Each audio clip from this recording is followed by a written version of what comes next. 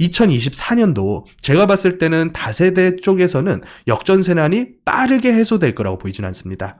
어차피 이제 정부에서 상한제를 지금 쓰고 있다고 보여지거든요. 그러면 역전세로 인해서 못 버티셨던 매물들이 정말 헐값에 시장에 나오게 될 확률이 굉장히 크다고 봅니다.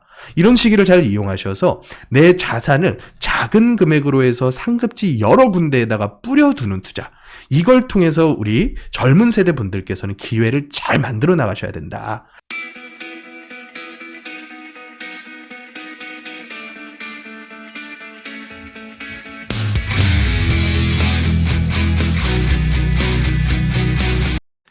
안녕하세요. 부동산 해결사 솔로몬입니다. 자, 최근에 서울시에서 모아타운 후보지 선정을 상시 공모체제로 전환을 했습니다. 그리고 그 이후부터는 이렇다 할 대규모 후보지 지정은 없는 상황이고요. 그런데 이제 내년에 총선이라는 대규모 정치적 이벤트를 앞두고 있지 않습니까? 그렇다 보니까 언제나 그랬듯 지역구의 환심을 사기 위해서는 신규 후보지 개발 계획 지정을 많이들 기대를 하고 계십니다. 과거에도 이런 시기가 있었죠. 2000년대 초중반이었죠. 2000년대 초중반에 총선을 앞두고 서울시 전체가 그때 당시에 가장 핫했었던 뉴타운이라는 사업의 지구 지정을 공약으로 내걸었었던 시기가 있었습니다. 그래서 이번에도 상급지, 용산이나 강남권 혹은 한강변 같은 상급지에서 신규로 후보지 지정을 기대해 볼 수 있지 않을까 하는 생각이 좀 들고요. 그 중에서도 가장 먼저 동의서 작업을 시작을 했으면서 또 추진 의사도 강력한 양재동이 그 대상지가 되지 않을까 하는 기대가 좀 듭니다. 이 양재동은 과거 한 십수년 동안의 개발에 대한 이슈가 끊이지 않았었던 동네입니다. 2019년도부터 이제 새로운 조합 사업들이 하나씩 추가가 됐죠. 이런 추가된 조합 사업들을 계속해서 시도했었던 지역이기도 하고요. 최근에는 도심복합 사업을 추진했었던 1, 2구역도 모아타운으로 전환해서 추진을 하고 있는데 1구역, 2구역, 6구역 이 3개 구역이 8월 달에 모아타운 후보지 공모에서 조건부 보류 결정을 받았다고 들었습니다. 자, 이 조건부 보류라고 하는 결정은 후보지 지정을 위해서 법적인 요건 달성이 되지 않아서라기보다는 지구 단위상의 층수 제한이 폐지가 됐단 말이죠. 그 폐지됨에 따라서 조금 더 광역적인 개발 계획이 우선적으로 선행되어야 한다. 이런 서울시의 의도가 담겨져 있는 결정이다라는 생각이 듭니다. 그래서 내년 초 안에는 한 발 더 구역 지정에 가까워가는 좋은 소식이 있기를 바라면서 양재동 전체 구역들에 대한 분석을 진행을 해볼 거고요. 또 신규 투자자 입장에서는 후보지 지정 이전에 투자하기에 어떤 구역이 가장 매력적일지 한번 따져보고자 합니다. 자, 데이터 분석에 앞서서 간단하게 그 입지부터 한번 보시겠습니다. 양재 2동 일대인데 양재 2동이 도로 하나를 차이에 두고 강남구 개포동과 맞닿아 있는 동네죠. 그래서 양재 2동뿐만 아니라 개포 4동도 한때 굉장히 열심히 도심복합 사업 위주의 이런 조합 사업들을 추진을 했었던 동네입니다. 지금도 물론 이제 모아타운 추진을 하고 있고요. 양재 2동 같은 경우 가장 가까운 지하철역은 신분당선, 양재 시민의 숲역이 가장 가까운데 이 뒤쪽에 있는 구역들은 지하철역과의 거리는 꽤나 있는 편입니다. 그래서 역세권은 아니지만 아무래도 강남의 개포동, 대치동과 연접해 있는 동네이기 때문에 만약에 신축급 아파트가 들어서게 된다면 가격 흐름도 거의 흡사하게 흘러갈 것이다. 이런 기대가 있는 동네죠. 그래서 이 지역 같은 경우는 2종 일반 주거지역으로 양재택지의 그 해당 범위가 이쪽에 우명동부터 시작을 해서 굉장히 넓게 1970, 80년대에 개발된 지구단위 계획입니다. 그래서 지구단위 계획상의 그 층수 제한이 최고 층수 한 7층 남짓으로 굉장히 낮게 형성이 되어 있다가 최근에는 이 지구단위가 해제가 되면서 드디어 이제 고층 개발이 가능해졌죠. 그래서 아무래도 여기를 조금 더 사업성을 좋게 해주려면 모아타운으로 종상향을 노려야 되는 게 이쪽 조합원 분들의 어떤 속사정일 텐데 그 구역계를 어떤 식으로 수립해 놨는지를 한번 보면 1구역부터 7구역까지 총 7개의 구역으로 이 구역계를 잡아놨습니다. 그래서 상권이 형성되어 있는 메인 도로에 있는 통건물들은 제외를 시켰고요. 그리고 이제 다세대 및 노후 단독주택들을 위주로 해서 구역계를 짜놓은 것을 볼 수가 있습니다. 이 중에서 가장 움직임이 빨랐던 것은 아주 예전에는 1, 2구역이 가장 빠르게 움직였었는데 작년 한 초반을 지나면서부터는 6구역의 속도가 심상치가 않았어요. 여기 추진위원장을 하시는 분께서 각 조합원들께 아주 일찍부터 이 조감도라던가 동의서가 적혀져 있는 등기까지 발송을 하시면서 굉장히 열심히 사업을 추진을 해오셨고 이 각 구역 중에서는 1, 2, 6구역이 이번에 모아타운 후보지 공모를 했다가 조건부 보류 결정을 받았다라고 보시면 됩니다. 그래서 해당 각 구역별로 가격 라인들을 한번 보실 텐데 일단은 전체 서초구에 있는 가격대들을 제가 한번 준비를 했습니다. 현재 서초구 같은 경우는 본격적으로 이런 동의서 걷는 움직임이 있는 지역들이 몇 군데가 있죠. 그중에 대표적인 데가 반포동 같은 지역들, 그리고 과거부터 단독주택 재건축 위주의 사업을 진행했었던 방배동 일대, 그리고 이제 양재동이다 이렇게 보시면 될 것 같고요. 그 중에서도 양재동 가격대를 먼저 보시면 전체 매매가 흐름 자체가 5억대를 넘어가 버렸습니다. 작년에 초창기 추진할 때는 3억 후반에서 한 4억대 정도 수준에서 투룸 위주의 가격 형성이 있었는데 이제는 4억대 매물은 찾아보기 상당히 어려우실 거예요. 가보시면 실제로 거래되는 금액대들도 거의 대부분 4억 후반에서 5억 초중반까지 형성이 되어 있고요. 그리고 이제 지분가로 봤을 때도 6천대를 한참 뛰어넘어서 이제는 평당 8천만 원에 근접을 해가고 있습니다. 다만 거래량은 과거보다는 좀 많이 줄었죠. 아주 초창기에 모아타운 동의서 작업할 때는 월별 6, 70건씩까지 거래가 있었는데 최근 들어서는 거래량이 많이 줄은 모습입니다. 그래서 한 달에 많아봤자 한 20건 내외 정도 이루어지고 있는데 이 정도 수치만 하더라도 사실 서울에서 굉장히 손에 꼽히는 거래량이라고 보시면 됩니다. 대부분의 다세대 위주로 구성된 지역에서는 요새 거래가 거의 없다시피 하거든요. 하지만 양재도는 지역도 지역이고 또 움직임도 빠른 동네이니만큼 많은 분들께서 갭 투자로 관심을 가지고 있다라고 보시면 됩니다. 자, 하지만 전세가 그래도 꽤나 많이 조정이 됐습니다. 과거에 2021년 2년도까지 그러니까 역전세난이라고 하는 단어가 등장하기 전까지만 하더라도 전세가가 3억대를 넘어갔었어요. 여기가 이제 강남권 출퇴근하시는 분들께서 왔다 갔다 하시기에 입지가 상당히 괜찮거든요. 또 주변 거주 환경도 상권도 어느 정도 형성이 되어 있고요. 근린상권이긴 하지만 그리고 주변 환경이 나름 깨끗해요. 역시 강남권이어서 그런지 다세대 노후 주요 지역인데도 불구하고 관리가 꽤나 잘 된 느낌을 받습니다.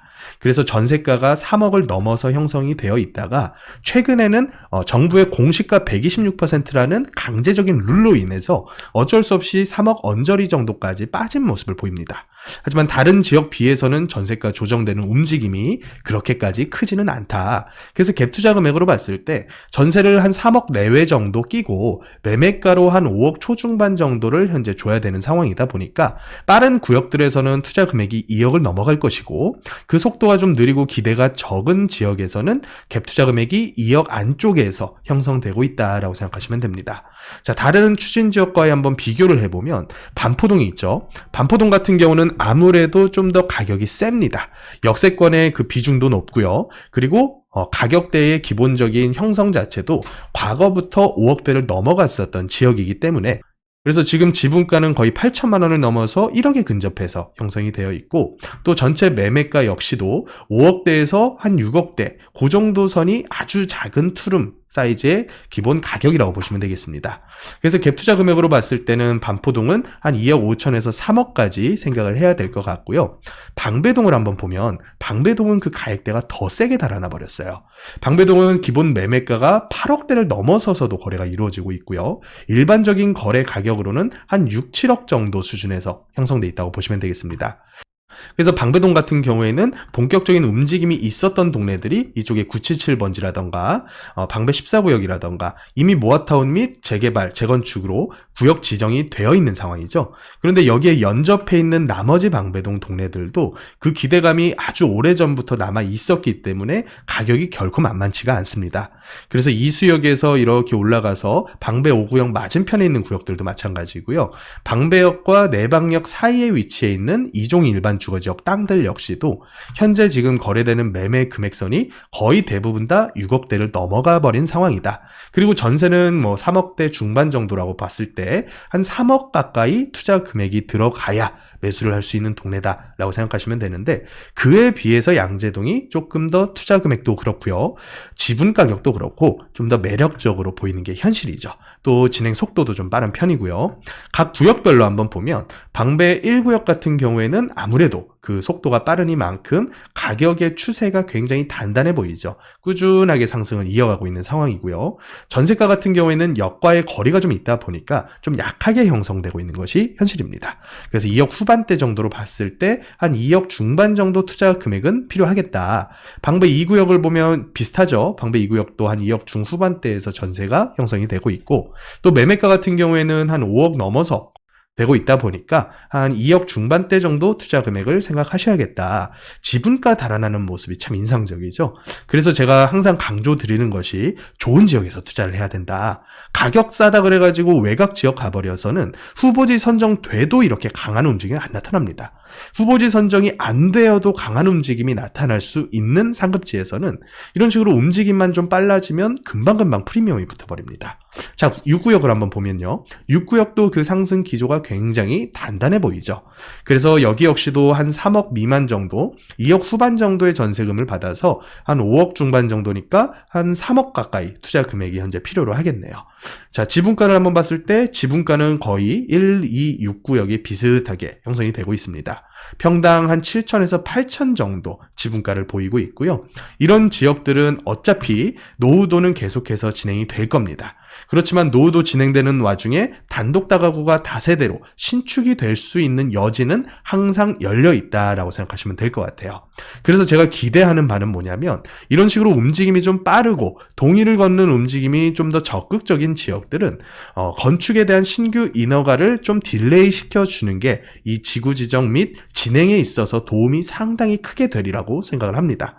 물론 이제 신규 행위 제한이라고 하는 게 소유권 행사를 부자연스럽게 만드는 일종의 규제가 되다 보니까 건물주들의 반발 역시 결코 무시 못할 수준이긴 하겠지만 어쩔 수 없이 이런 구역 사업의 진행을 위해서는 그런 반발들을 어느 정도 일정 기간까지는 조금 눌러주시는 게 아파트 공급이라는 측면에서는 상당히 도움이 되리라라는 생각이 좀 듭니다. 이제 나머지 추진이 조금 더딘 3, 4, 5, 7구역 한번 그 가격대 흐름을 보면 3구역 같은 경우는 역세권입니다. 역세권.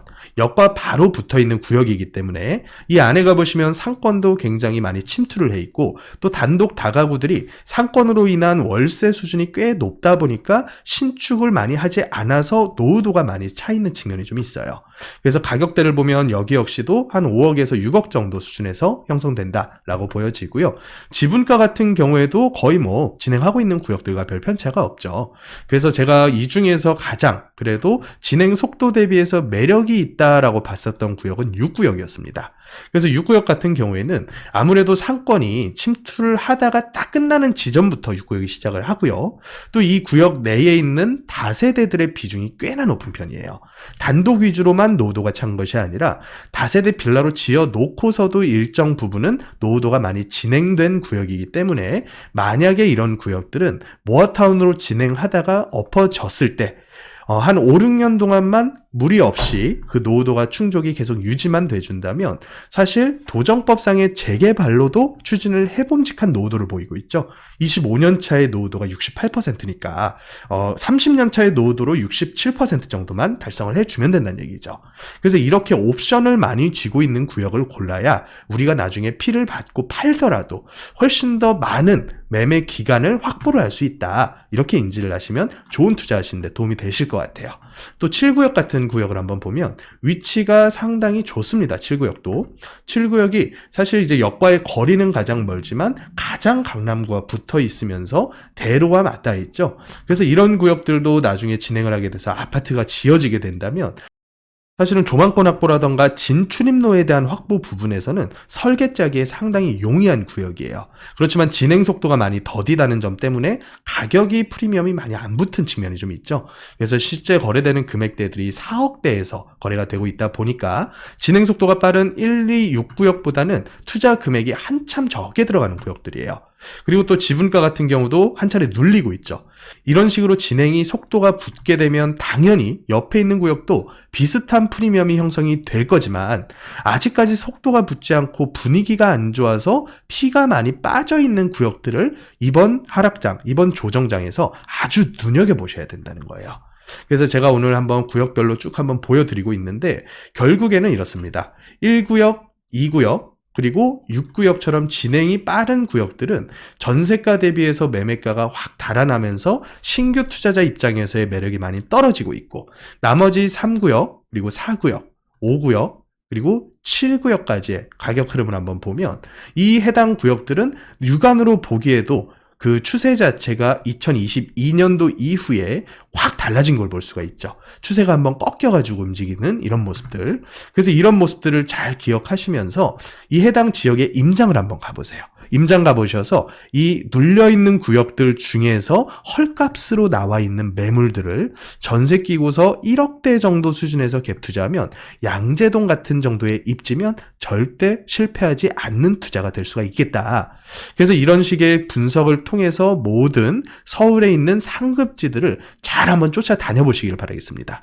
2024년도 제가 봤을 때는 다세대 쪽에서는 역전세난이 빠르게 해소될 거라고 보이진 않습니다. 어차피 이제 정부에서 상한제를 지금 쓰고 있다고 보여지거든요. 그러면 역전세로 인해서 못 버티셨던 매물들이 정말 헐값의 시장에 나오게 될 확률이 굉장히 크다고 봅니다. 이런 시기를 잘 이용하셔서 내 자산을 작은 금액으로 해서 상급지 여러 군데에다가 뿌려두는 투자, 이걸 통해서 우리 젊은 세대 분들께서는 기회를 잘 만들어 나가셔야 된다. 그래서 너무 자금을 많이 모아가지고 큰 물건, 특히나 거주 아파트에 비용을 많이 쏟아서 자산 증식을 할 생각보다는 작은 금액으로 먼저 뿌려둔 걸 나중에 수확해서 하나씩 크게 만들어갈 그런 꿈을 꾸시는 게 본인께서 부자 되는 훨씬 더 빠른 길이다 라고 정리를 한번 해보겠습니다. 자, 오늘 양재동 1구역부터 7구역까지 한번 살펴봤는데요. 이런 식으로 분석을 통해서 직접적으로 투자할 수 있는 좋은 구역에 대한 컨설팅을 받고 싶으신 분들께서는 미리 수요일과 토요일에 있는 세미나에 예약을 꼭 해주시고 참석해 주시면 감사하겠습니다. 자, 지금까지 부동산 해결사 솔로몬이었습니다.